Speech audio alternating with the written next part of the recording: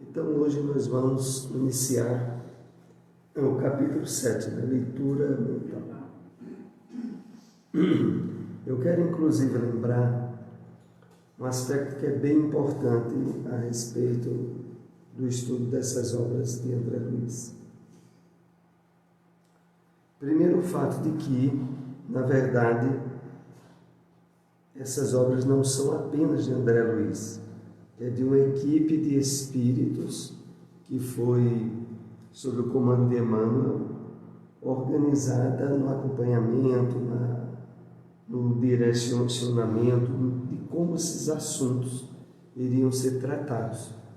Então, tem um livro publicado pela Federação Espírita Brasileira chamado Testemunhos de Chico Xavier, aonde, em cartas que Chico trocou entre ele e a Federação, houve umas onde ele falou que mais de uma vez, quando eu estava escrevendo, estava psicografando essas obras, ele notava que não era apenas o espírito André Luiz, era uma equipe onde estavam Bezerra de Menezes, Meimei, Emmanuel, dentre outros espíritos que acompanhavam tudo o que André Luiz estava dizendo, ou participava mesmo do que ele estava ali trazendo para nós.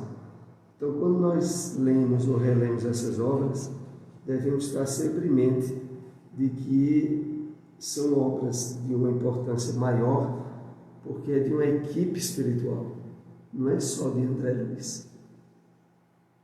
Então, vamos aqui ver a nossa introdução, extraída do livro Atos, capítulo 9, versículo 10, dos comentários de Emmanuel.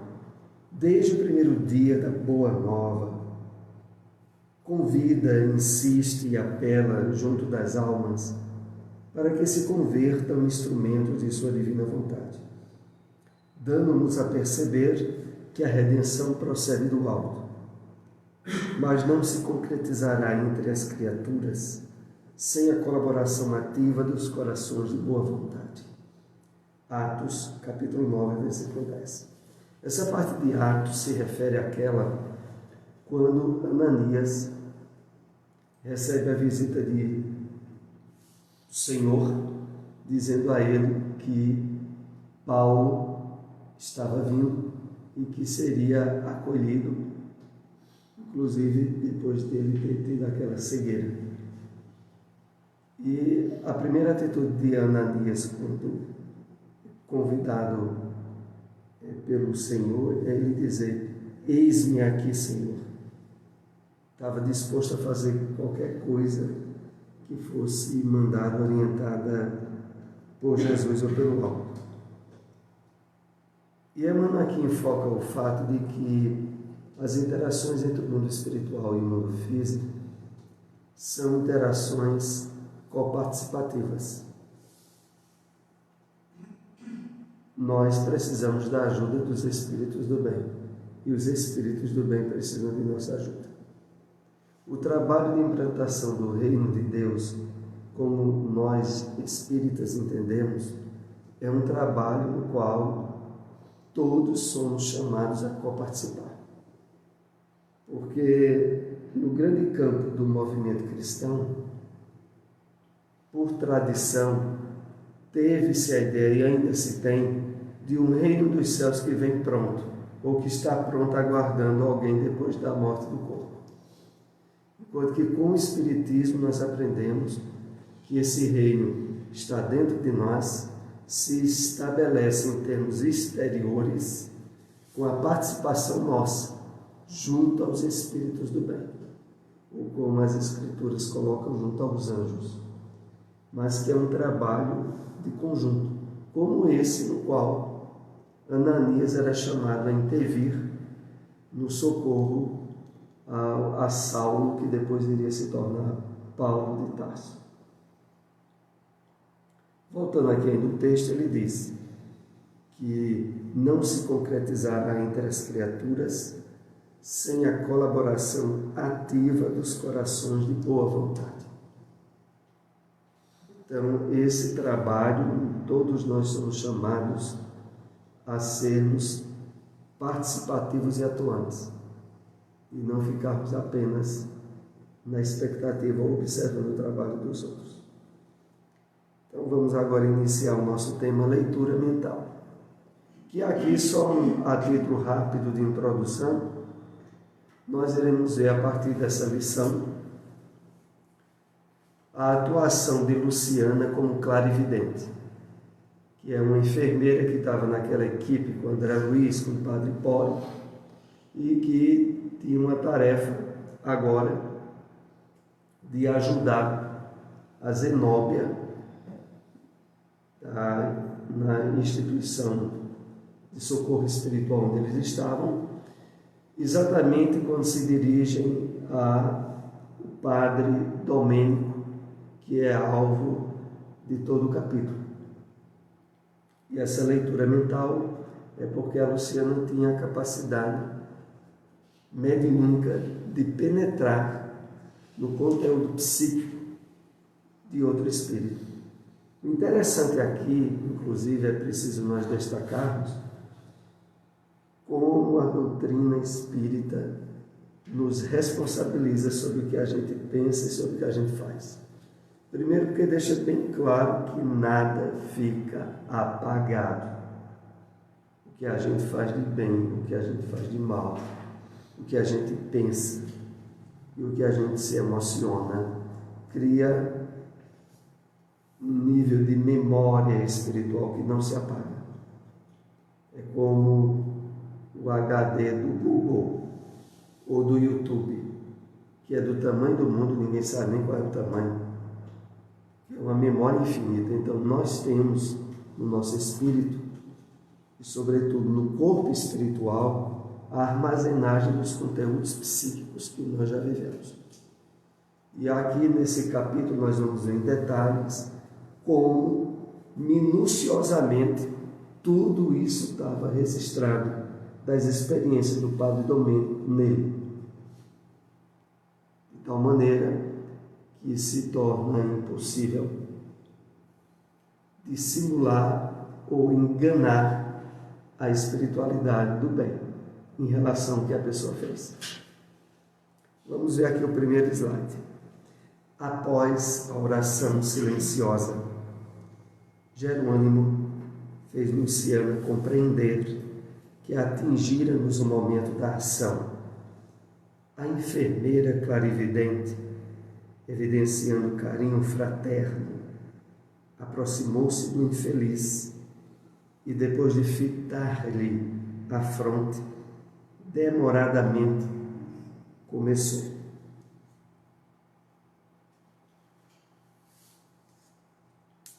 Os pontos aqui que nós queremos destacar nesse parágrafo é o seguinte. Primeiro, a forma pela qual a Luciana vai iniciar essa leitura mental em Domênico. Aqui diz que ela, expressando carinho fraterno, aproximou-se do infeliz, porque ela estava ali para iniciar, não era um desvendar de curiosidade, mas o início de uma terapia para a qual era imprescindível despertar as memórias do passado do padre, para que o padre pudesse se ajustar à realidade do que estava acontecendo com ele. Inclusive, assumir a responsabilidade do que ele fez. Também quando aqui diz que o primeiro passo que ela faz é fitar-lhe a fronte demoradamente.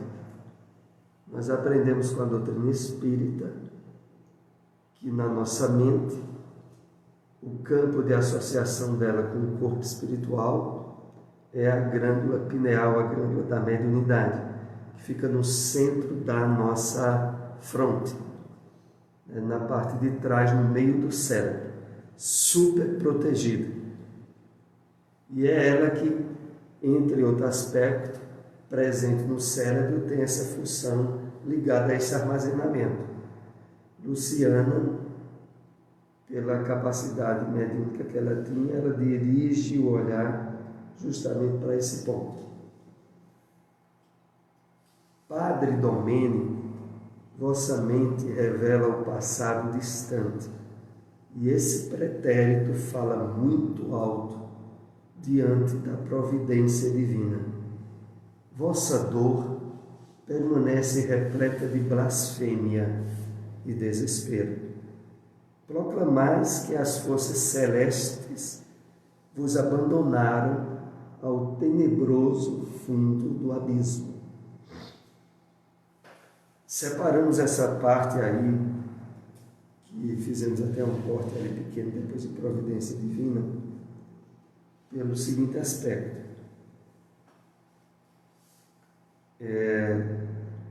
O fato de que Domênico expressava algo naquele momento que muitas vezes nós podemos expressar durante a encarnação, principalmente diante de sofrimentos e provações maiores, aonde a falta de uma lembrança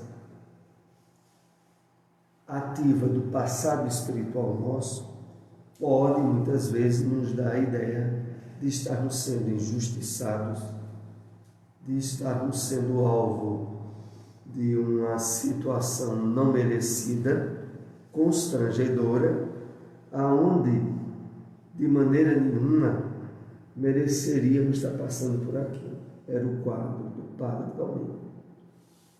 Então, aqui durante a encarnação, normalmente, nós não temos lembrança do passado.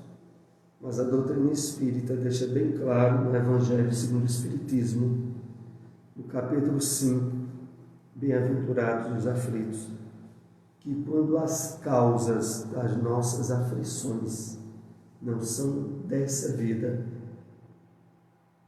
se nós, vasculhando a nossa mente, não encontramos a causa para estar passando por certos sofrimentos, tenhamos certeza, as causas estão no passado, que temporariamente nós não temos acesso.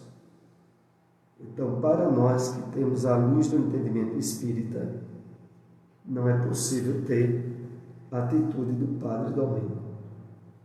Nesse aspecto, a princípio, é compreensível o fato de, não tendo a lembrança ativa, como ocorre às vezes com pessoas encarnadas, se julgarem injustiçadas. Mas o Padre Domênico sabia ou não o que ele tinha feito? Sabia. Mas, por outro lado, como nós vamos ver adiante, ele, de forma dissoluta, contava com o perdão da Igreja. Porque o perdão dado na chamada cerimônia que a Igreja Católica denomina de extremunção, é geradora de muitos problemas. Está certo que a base dela é aquela passagem bíblica da crucificação do chamado bom ladrão ao lado do Cristo. É dali que surgiu depois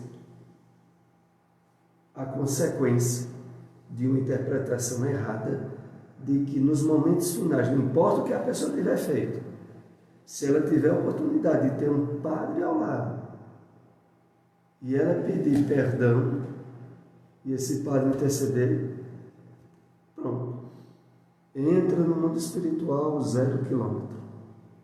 Tudo. E foi esse o entendimento que o Padre Domênico teve. É claro que a gente vai ver que ele, entre aspas, pintou miséria, mas ele recebeu a extrema-unção do outro padre antes de morrer. E na tradição da igreja, isso para ele era bom. Eu fui perdoado. Que é aquela ideia mal interpretada do bom ladrão, de nos momentos finais ele ter reconhecido Jesus como sendo injustiçado e que não mereceria estar ali sendo crucificado, e Jesus disse a ele: te digo agora, estarás comigo no paraíso, interpretado que seria de imediato.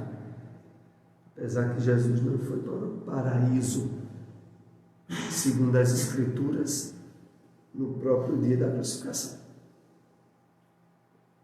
Jesus ressuscitou no domingo, né?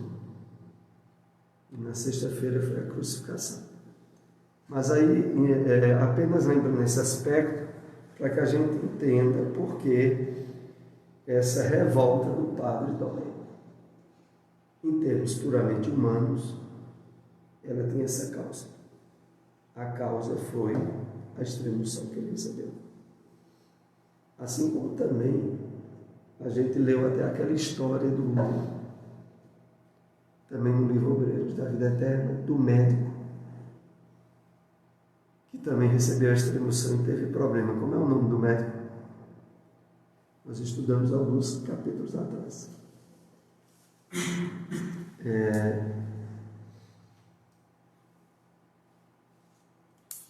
Vocês se lembram ou não? Foi os capítulos anteriores, aquele nome bem esquisito. Parece que começa com a letra G, né? Não é mesmo nome? Gotuso. Vocês esqueceram de Gotuso. E o que é que houve outra coisa? Gotuso era bem católico, também recebeu um atestado da igreja de que entraria no reino dos céus, e depois ele foi lá na igreja cobrar, junto com o padre. A gente andou conversando sobre isso. E, na verdade, vejam, essa questão ela ocorre com certa frequência. Porque não é o nosso caso, pelo menos da maioria de nós aqui, mas para muito católico, identificado realmente com a igreja, isso para eles tem um peso muito grande. Não é brincadeira, não. É uma coisa séria. E quando desencarnam e não entram no reino dos céus, vem a igreja cobrar o que é que houve. A gente às vezes acha que é uma coisa, não, ocorre e tem frequência. E tem um motivo. Porque isso é passado para eles como sendo proveniente da autoridade da igreja. Aqui, mais adiante, nós vamos ver alguns slides reforçando bem esse aspecto. Nenhuma crítica em termos de denominação religiosa, mas da base doutrinária que se conflita com o Evangelho de Jesus, a gente tem que estudar. Não concordais no vosso desvio da conduta cristã? Terias de fato agido como sacerdote fiel aos sagrados princípios esposados? Esperarias um paraíso de vantagens imediatas para cá dos túmulos, tão só pelas insígnias exteriores? Veja, isso é dito a ele, já tentando acordar a consciência dele aos fatos. Que, de certo modo, isso aqui nós temos que cogitar, é que, vejam só, pelos critérios que há dentro de nós, de justiça das leis divinas, que a gente traz isso dentro da gente. Mesmo aqueles que são católicos. E quando eles percebem isso, eles não acreditam, lá dentro deles. Porque é por isso que aqui ele está sendo chamado à reflexão. Tu julgava que só porque tu recebesse as insígnias exteriores estava tudo pronto? Chamando ele à reflexão, porque tinha campo para isso. E aí, que perguntas! Exclamou interpelado, com indisfaçável azedume.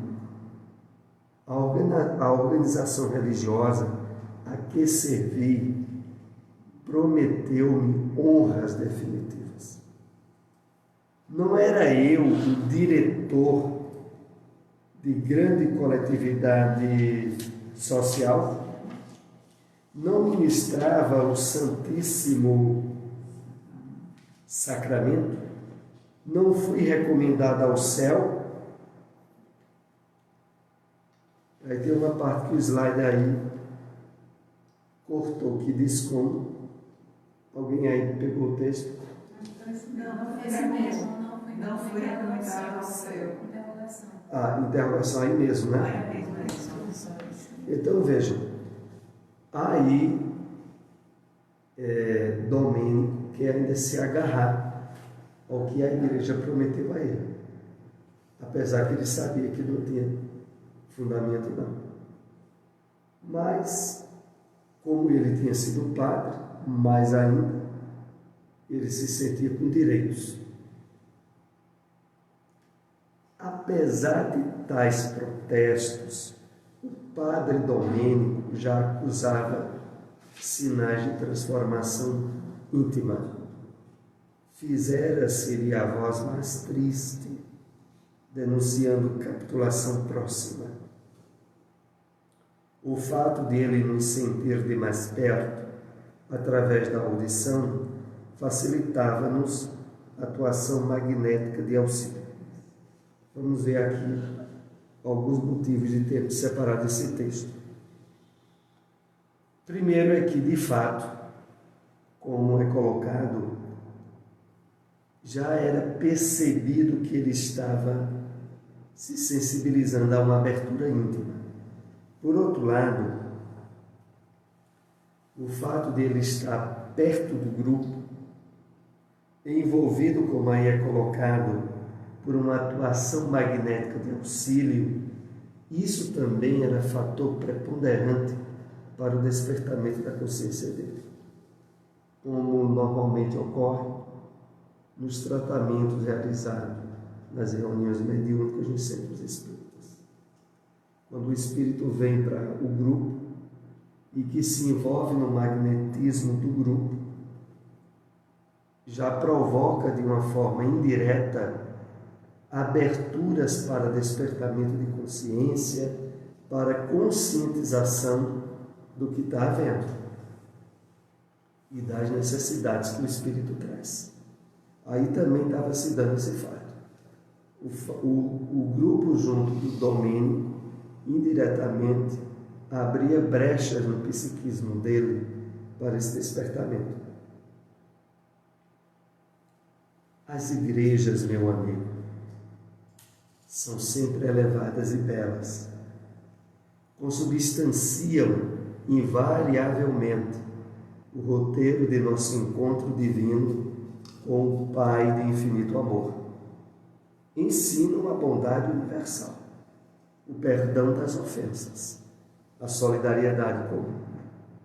E aí é justamente nesse ponto que eu tinha me referido, de que as obras espíritas, e são diversas, de André Luiz, que há uma referência de reconhecimento ao trabalho que é desenvolvido, não só na Igreja Católica, como também em outras denominações evangélicas e até também denominações não cristãs. Porque, na verdade, a base, a estrutura de todo o movimento de despertamento religioso do homem nas mais variadas doutrinas ou religiões é proveniente do alto, sobretudo quando incentiva a solidariedade, o perdão, o entendimento, a humildade.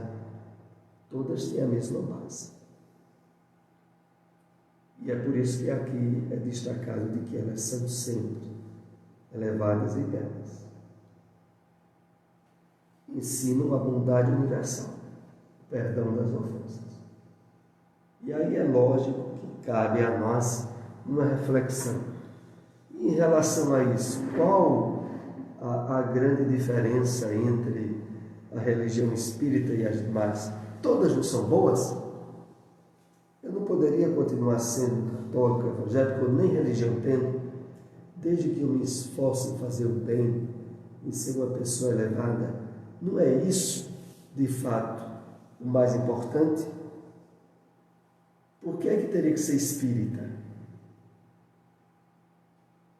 Então, a doutrina espírita, ela se coloca como sendo a base de compreensão para todas as religiões, sem se confundir com elas. Então, através do estudo, do aprofundamento nosso do Espiritismo, a gente vai entender e respeitar qualquer religião, mas não vai confundir as doutrinas, e face o nível de conscientização que a doutrina espírita nos dá, a gente sabe que há um diferencial que nos possibilita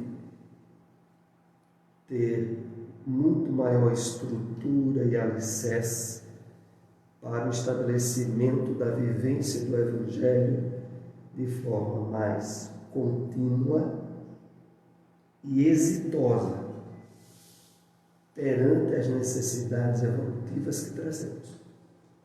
Dizemos assim porque há pessoas que, de fato, pela maturidade emocional e espiritual delas, elas não se adaptam à compreensão e à vivência do que o Espiritismo traz.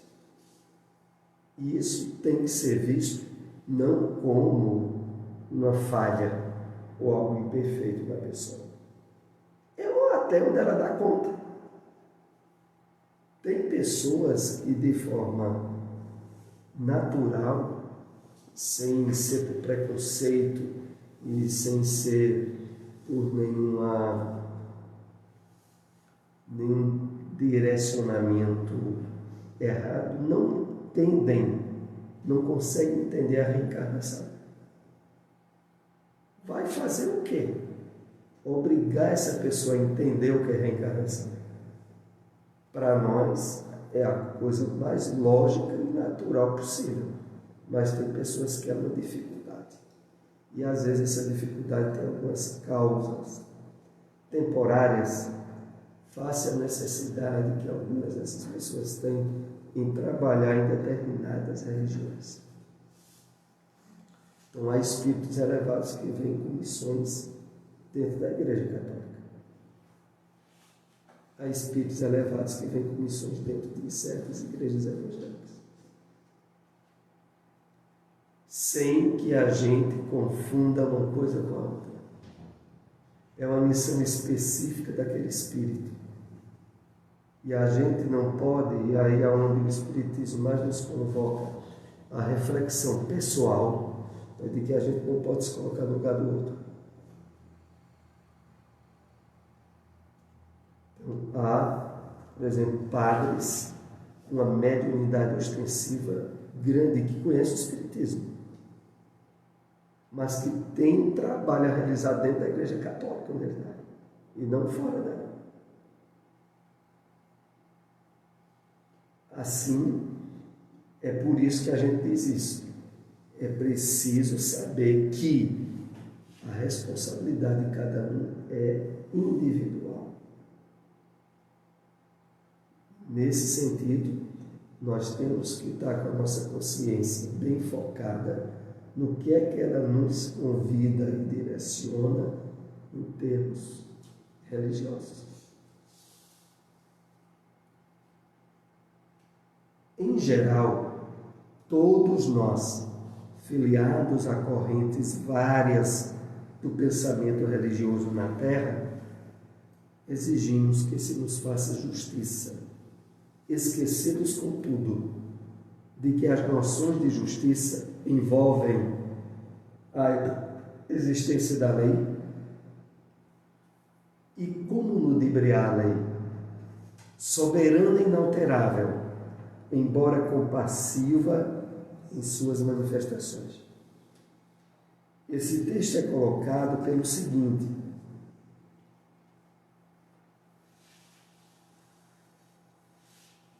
é muito comum, inclusive, nós ouvirmos popularmente aquela expressão popular que diz assim: Deus é justo. Mas a pessoa usa isso quando tem certeza que essa justiça é para defender ela. Não é para defender o outro. E aqui o sentido é de que o entendimento que nós somos chamados a ter das leis divinas, abrange não só essa vida, abrange outras encarnações. De tal maneira que nós somos chamados a jamais ter um juízo apressado sobre quaisquer questões, principalmente que não nos digam respeito. Porque aí, uma tendência natural do nosso ego, a gente quer se defender e se justificar. Mas a perfeita compreensão das leis de Deus é no sentido de que na Terra há muita injustiça, mas não há ninguém injustiçado. E às vezes isso parece até uma ideia contraditória. Poxa, há muita injustiça, mas não há ninguém injustiçado. Como é possível? Porque é preciso entender a vida na Terra do ponto de vista espiritual.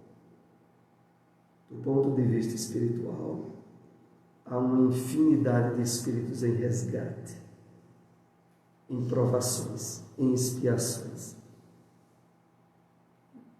Quando se olha por esse ângulo, a gente vai entender isso. E a confissão tornou Domingo visivelmente impressionante com as palavras ouvidas. Monsenhor Pardini ouviu-me antes da morte e absolveu-me. E aí Luciano faz a observação: confiastes em semelhante medida? Vosso colega de sacerdócio poderia induzir-vos ao bom ânimo e à coragem necessária ao serviço de reparação futura. Então aqui tem dois aspectos bem interessantes para nós comentarmos. O primeiro deles é a sustentação que o Domênico tinha por ter recebido do padre, do Monsenhor Pardini, a absolvição. A absolvição porque ele sabia que tinha feito muita coisa errada. Por isso aquela extremoção para ele era muito importante, era extremamente importante. Por outro lado, quando Luciano coloca: e confiastes em semelhante medida, chamando ele à consciência, diz algo que agora para nós é bem importante. Vosso colega poderia induzir-vos ao bom ânimo e à coragem necessária ao serviço de reparação futura. Para nós espíritas foi exatamente isso também que foi dito por Jesus ao ladrão, que ele não disse que o ladrão de imediato estaria no paraíso, mas que a partir daquele momento em que ele estava expressando arrependimento verdadeiro, ele estava dando o primeiro passo importante para isso, sem com isso querer dizer que ele não deveria reencarnar e pagar pelos erros praticados.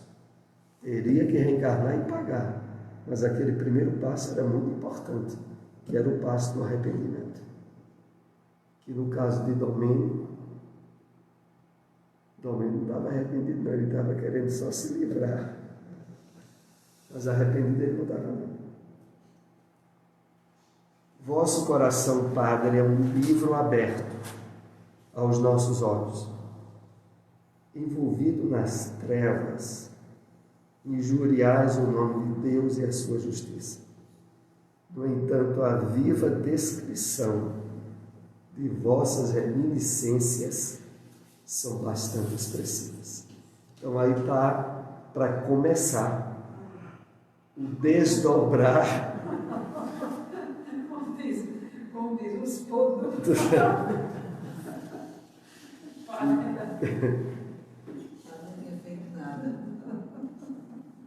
Olha, há um livro de Emmanuel Fininho, Um livro de 100 e poucas páginas, 120, um livrinho fininho, muito importante nessa área, que eu recomendo muito a leitura.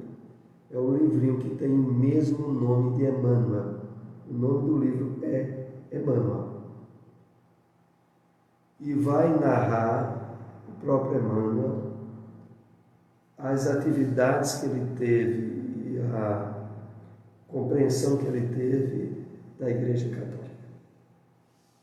E eu digo a vocês, quando eu estive lendo esse livro, é um dos livros mais duros que eu já vi de crítica que Emmanuel faz. As causas que fizeram com que muitos padres caíssem moralmente, entre as quais a questão do celibato e a questão do confessionário. Porque Emmanuel fala nesse livro Emmanuel que muitas vezes senhoras que, por exemplo, tinham traído o esposo, confessavam-se na igreja. E aí, muitas vezes, abria brecha de leviandade no padre para os distúrbios semelhantes aos que Domênico fez. Então, é um livrinho bem interessante. Ele analisa várias questões, não é só essa, mas a influência da igreja de Roma até o surgimento do Espiritismo nos dias atuais. Então, um livrinho chamado Emmanuel. Se alguém quiser, a gente traz um livrinho facilmente.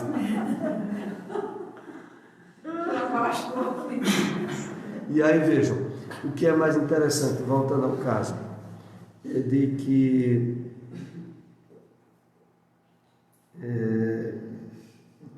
envolvido nas trevas, injurias o nome de Deus e a sua justiça. No entanto, a viva descrição de vossas reminiscências são bastante expressivas. Ora, tem relato mais contundente, mais forte para qualquer um de nós espíritas, em termos de ter muito cuidado com o que você faz, porque os registros ficam lá marcados e não se apagam, e vão ter que ser sublimados, recanalizados, trabalhados através de mudanças de comportamento e de atitude futuras, que era o caso aí do padre Domênico. E aqui eu quero até lembrar um fato: os livros de André Luiz usam pseudônimos, mas tratam de histórias reais. Então esse padre existiu. E isso que a gente vai estar aqui estudando, de fato aconteceu. Não é uma história para trazer a doutrina, é uma história real, onde a doutrina espírita vai explicando. Mas de fato aconteceu o que a gente aí esteve lendo. Vejo-vos a derradeira noite da existência carnal, empolgado pela visão embriagante dos sentidos. Penetras um lar honesto, cego por sentimento menos respeitoso, para com alguém que vos ouviu inadvertidamente as palavras finais de sedução e malícia. Luciana tem essa primeira percepção pelo seguinte: era a lembrança mais forte e última que ele tinha, que foi do último delito, antes da morte. Então, quando ela vai fazer essa prática da mediunidade e clarividência, é o primeiro clareamento. Foi a última ocorrência dele, que antecedeu a desencarnação. E como a gente vê aí, o que é que se passou? Ele vai no lar de um casal seduzir a esposa do marido que estava escondido dentro de casa, e percebeu tudo.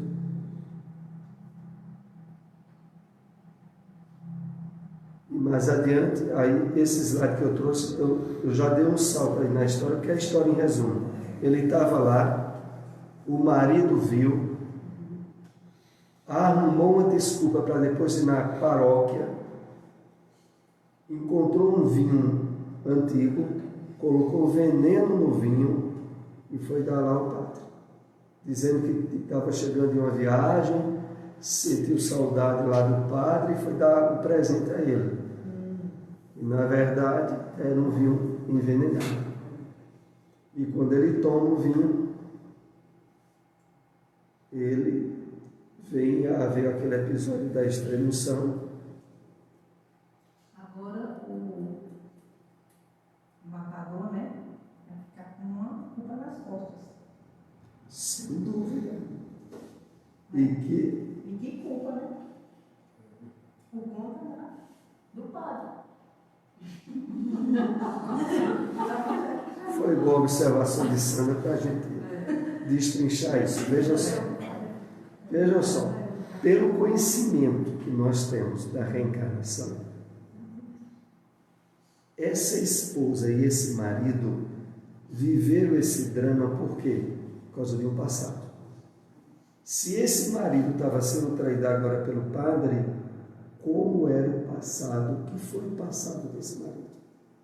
Não estamos querendo aqui justificar ou ser advogado de Domênico. Nós queremos dizer que, pelo conhecimento da lei de causa e efeito, algo estava sendo resolvido ali. Não era agradável. Não significaria que o marido teria que, nessa encarnação, ser traído pela mulher. Mas se isso houve, ele trouxe algo de desequilíbrio que deu campo a isso. E nesse campo, ela cruzou com o padre desequilibrado. E que de um modo ou de outro induziu ela, porque como a gente viu no slide anterior, ele usava malícia e sedução. Não era a mulher se jogando para ele, era que o padre usava de malícia.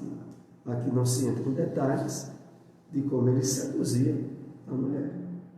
Mas uma coisa é certa, a atitude do marido não foi certa, de maneira nenhuma, de matar o padre. Porque certamente, se isso não tivesse havido, ele teria regularizado um problema lá, que a gente sabe que aqui houve, do marido. E, claro, perante o que ele viu, ele poderia tomar até a atitude de separar-se, de acabar com a família. Aí era outra situação, mas não de levar um crime. Mas aí, voltando à questão, o slide aqui diz: gritas como cego ao abandono no primeiro instante de cegueira inesperada, porém ninguém vos ouve. Relacionas o crime de que foste vítima, sendo os momentos em que o veneno está agindo nele, né? O padre vem para dar extremoção a ele e o criminoso está lá acompanhando tudo. Rogas providências contra o matador, mas os ouvidos humanos agora permanecem em outras dimensões, já é quando ele faleceu. E não adianta agora bradar, porque ninguém mais o escutaria. Com o sepultamento do corpo, começaram para a vossa alma infinitos padecimentos. Permaneceis atormentado pela ansiedade, pela fome, pela sede, pela dor.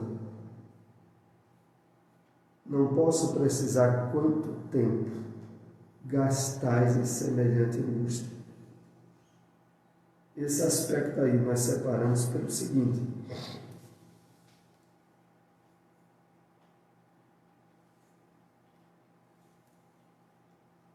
e fazemos aqui até uma comparação com o que ocorre com muitos na reencarnação. Veja, tem espíritos que, quando estão reencarnando agora, estão sendo recebidos no hospital com médicos, com assistência, com leitamento materno e depois com todas as necessidades supridas. Mas tem espíritos agora reencarnando e sendo jogados na lata de lixo, para ter um período de início de abandono, de fome, de 1000 problemas. E pelo que nós entendemos, perante as leis divinas, nada por acaso e nada que justifique o mal.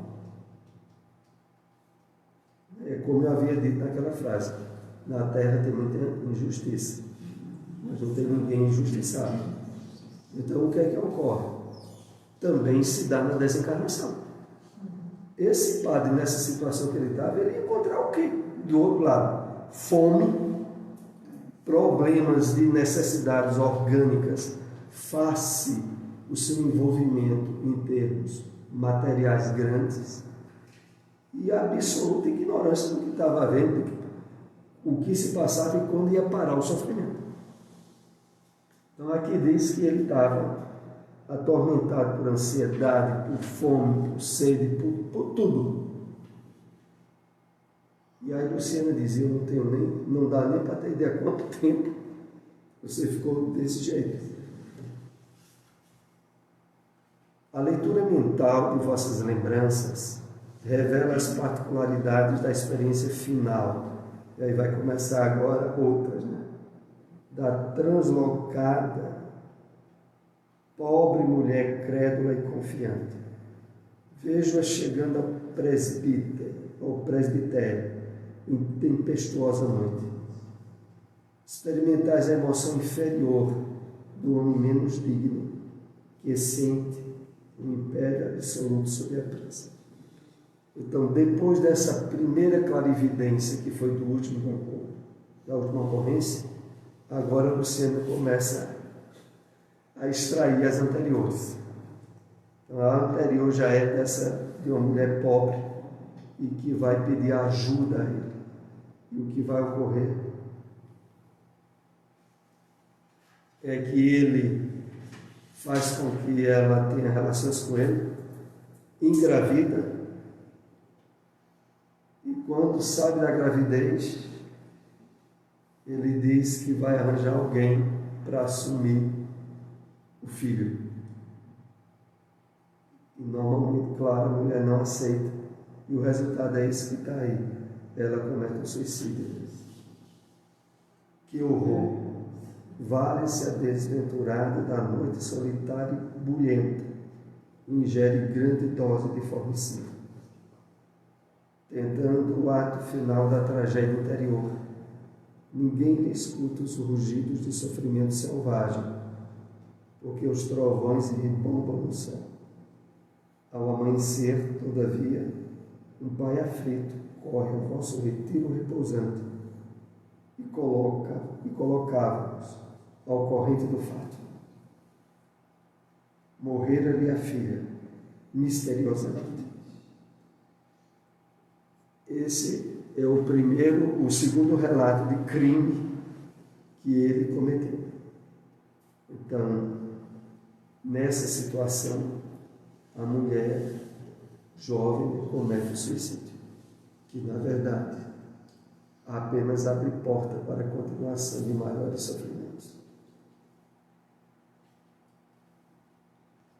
Vossas referências de consolação tornam-se mais vivas em inteligência. Ele vai para o féretro, se condoer com a família e segue seus funerais calmo e contrito, embora os olhos esgazeados, terríveis da suicida vos contemple do féretro, enquanto outros vultos negros do plano invisível aos homens comuns vos acompanham no préstito. O préstito é a procissão, as pessoas que estão indo para o enterro da suicida. Agora veja, um aspecto aqui que é preciso nós entendermos. Há uma variedade muito grande de níveis de consciência alterada em quem comete o suicídio. Porque essa jovem mesmo, de imediato, ela acompanha, ela está lá vendo. Ela, nesse ponto, ela ainda nem se deu conta do que houve com ela direito. Ela está num nível de inconsciência e perturbação, onde ela acompanha o que está havendo ali, tem uma noção, mas não sabe exatamente o que se deu. Ainda não tomou consciência e dos resultados do suicídio.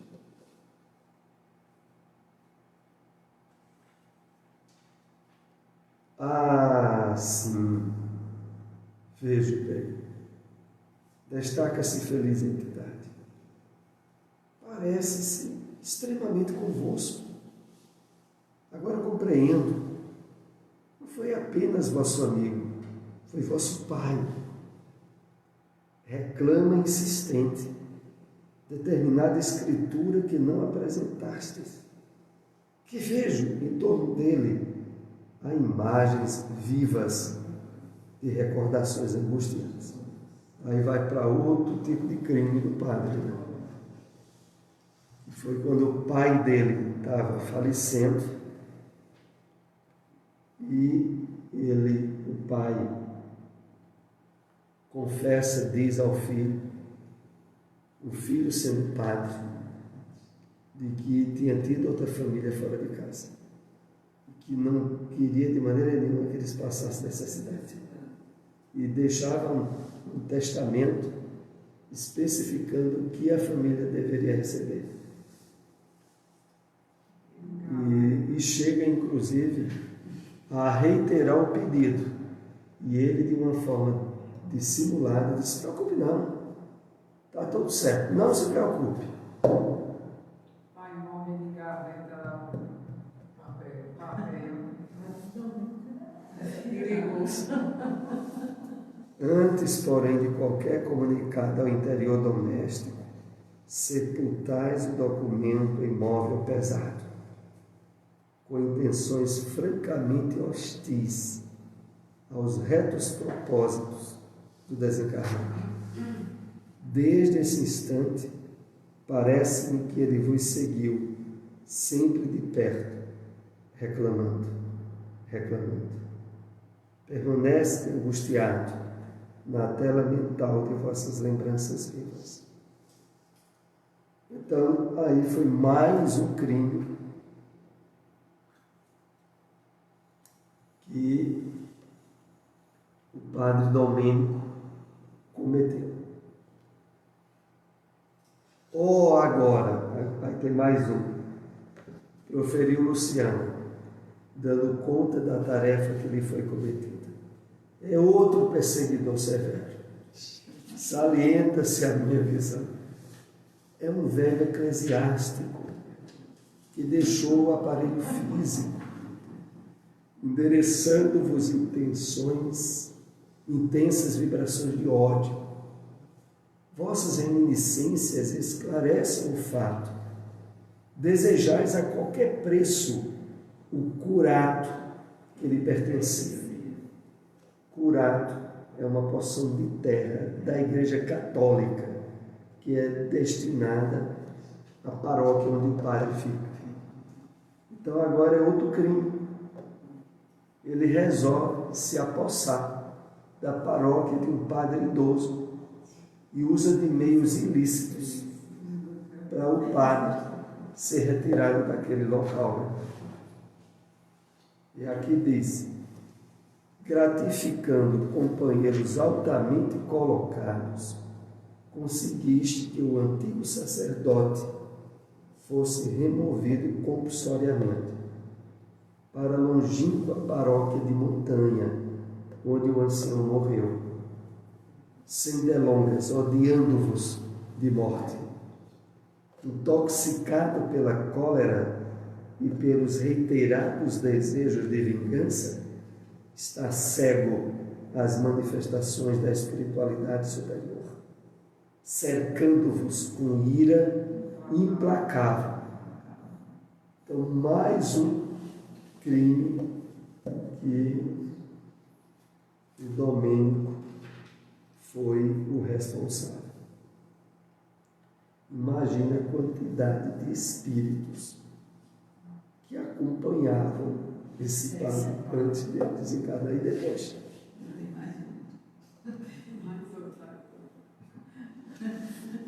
Tratava-se de pobre mulher, envelhecida prematuramente, quase cega, conduzida por anêmico menino de 9 a 10 anos, que vos suplica auxílio.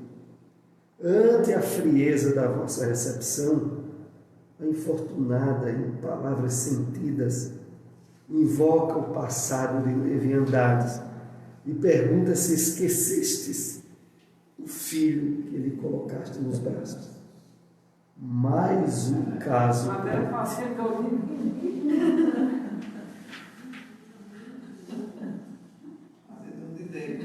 Vamos agora aqui para o último slide de hoje. Ao vosso toque particular de campainha, determinado servidor aparece conduzindo cães bravos que ameaçam os pobres pedintes, forçando-os a fugir espavoridos. A criança, no último degrau da anemia, morre sem recursos.